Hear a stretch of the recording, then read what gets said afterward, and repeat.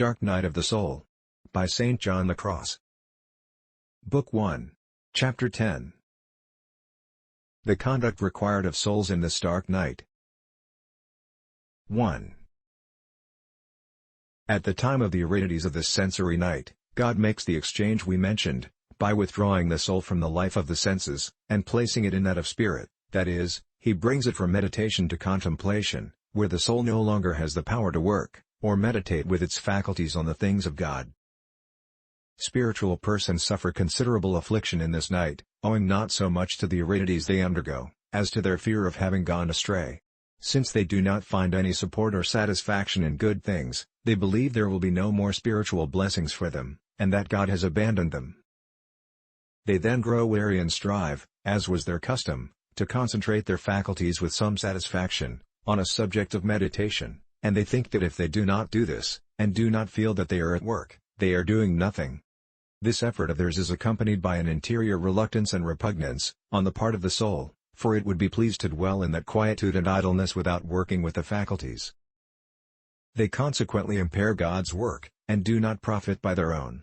In searching for spirit, they lose the spirit that was the source of their tranquility and peace. They are like someone who turns from what has already been done, in order to do it again, or like one who leaves a city only to re-enter it, or they are like a hunter who abandons the prey, in order to go hunting again.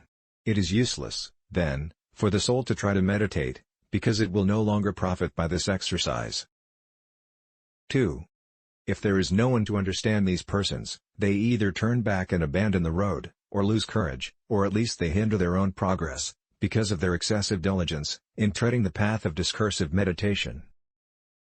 They fatigue and overwork themselves, thinking that they are failing because of their negligence or sins.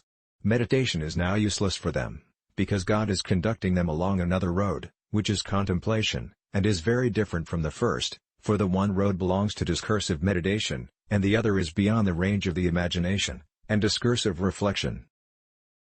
3. Those who are in this situation should feel comforted. They ought to persevere patiently and not be afflicted. Let them trust in God, who does not fail those who seek Him, with a simple and righteous heart. Nor will He fail to impart what is needful for the way, until getting them to the clear and pure light of love. God will give them this light by means of that other night, the night of spirit, if they merit that He place them in it. 4. The attitude necessary in the night of sense, is to pay no attention to discursive meditation, since this is not the time for it.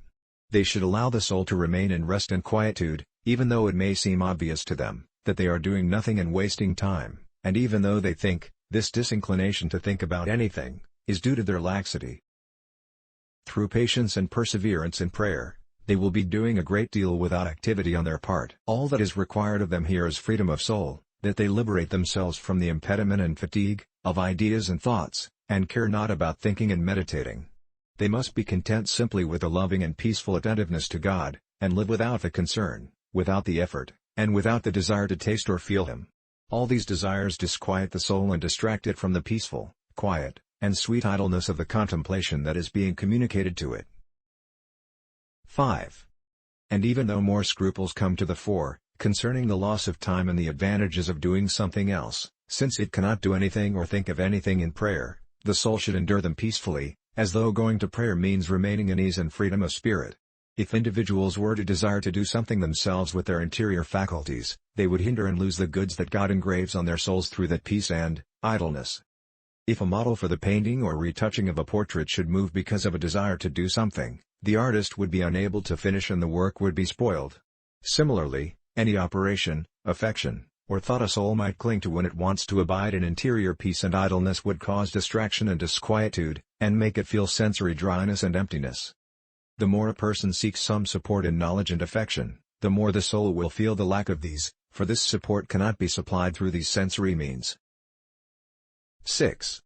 Accordingly, such persons should not mind if the operations of their faculties are being lost to them, they should desire rather that this be done quickly, so they may be no obstacle to the operation of the infused contemplation God is bestowing, so they may receive it with more peaceful plenitude and make room in the spirit for the enkindling and burning of the love that this dark and secret contemplation bears and communicates to the soul. For contemplation is nothing else than a secret, and peaceful and loving inflow of God, which, if not hampered, fires the soul in the spirit of love, as is brought out in the following verse. Fired with love's urgent longings. Next video, Chapter 11. Thanks.